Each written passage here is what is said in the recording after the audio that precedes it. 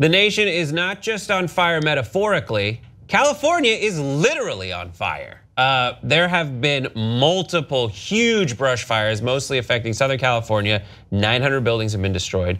190,000 people have been displaced. One person's dead.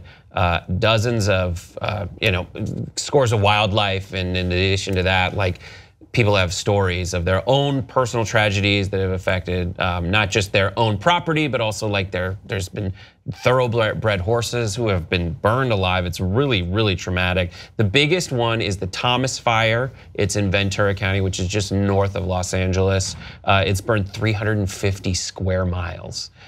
So like 35 miles that way, 10 miles that way, that giant chunk. If you see go find the NASA photo of the scar that has been left. And it's basically from the LA metropolitan area, just a little north of that, up going towards Santa Barbara. It's crazy. We have more information about the Bel-Air fire. The Bel-Air fire, which destroyed 6 homes and has burned 400 acres, which is much smaller, but it's like in the canyon between the valley and the city, so 2 huge metropolitan areas. It was started by an illegal cooking fire set at a homeless encampment.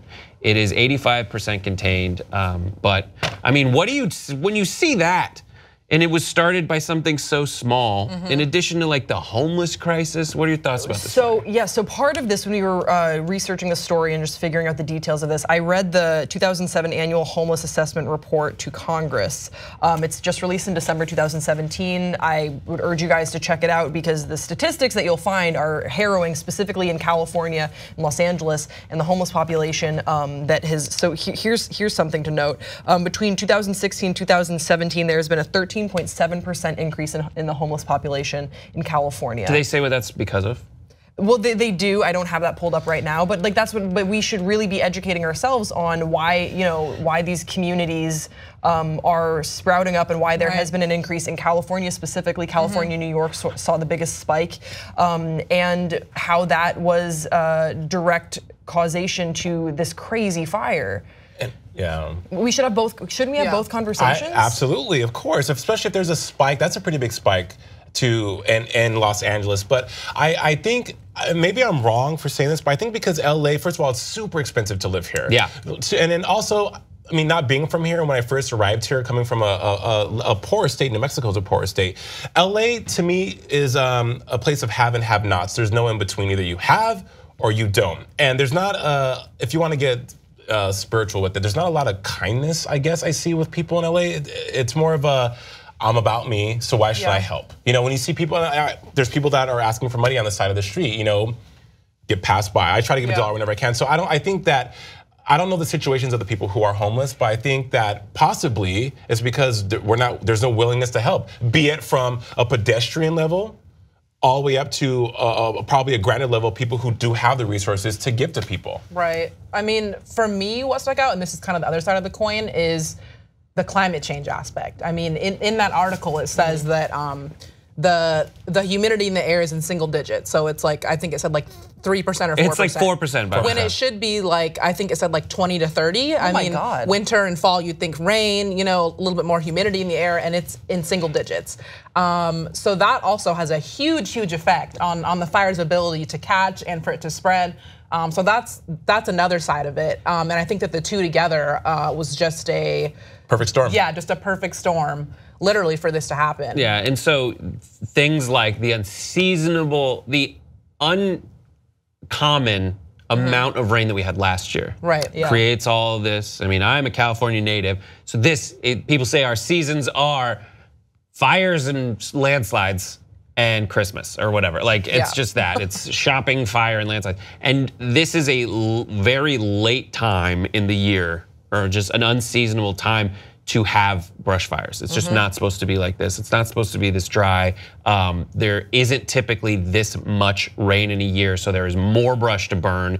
And in addition to that, there's only 6 homes that were ruined and that were burnt totally in Bel-Air. Well, if what's happened before happens again, that means the next time it rains, there's no vegetation to hold the hills up. So that's gonna create landslides and it's gonna cause even more destruction. On the point of the homelessness, it is It is so expensive, you're absolutely right. There's literally a housing crisis in Los Angeles. There's not enough housing. They've only recently started to build more. And there's all these like internal political discussions about whether to make any portion of the housing blocks that they're creating. If you drive around LA, all these places that used to be just like kind of small are 8-story condo complexes. But there's argument over whether to make some of them affordable. And the local communities, as much as LA is this bastion for like progressive, open-minded, democratic voters, there's always pushback like, nah, but not in my neighborhood. I was literally gonna say that's what it's called, not in my backyard, not in my neighborhood. Whereas if people want to help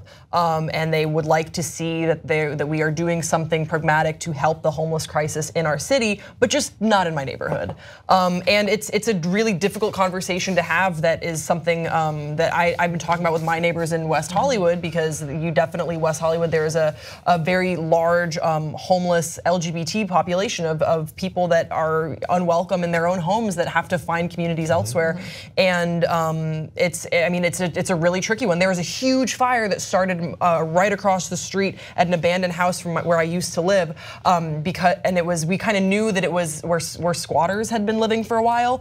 And one morning I just hear yelling, and there's this huge fire that like shut down the street, and the building, which we had all decided like as a neighborhood at the time, like we knew that there were people that were living there. I actually knew some of them because they knew Casper, my dog at the time, and he was very friendly. And we were all fine with it. That it was, if you can't find affordable living, have shelter. This is a place that's been abandoned. We don't know who this landlord is, like stay there. But then it wound up being a really dangerous situation for other people in the neighborhood, because there were some unsavory individuals that found out that there was this vacant house, and then it went up in flames. And it was like a stone's throw from where I sleep, and it was really dangerous. So it's like, I understand the not in my neighborhood, but also we have got to figure out practical solutions. Another major aspect is mental health and ability to handle that. And there was the classic cases in San Francisco where they just shut down a mental health facility and just said, all right, go. Bye. Yeah. People just left, and it's just still the remnants of that from like the 80s has its effect on the San Francisco area. I don't know what the solution is, but it's just to keep pressing on. And these fires, especially the one in Ventura, is only 35% contained or something like that, and it continues to burn, and there's so much vegetation in those areas. Did you guys see? There was so much video on Facebook and on Instagram of the fire. It was like hell on earth. I had never seen anything like that before in my life. It was on the 405 going north. It was just so mind-blowing. I'm sure you could see images online.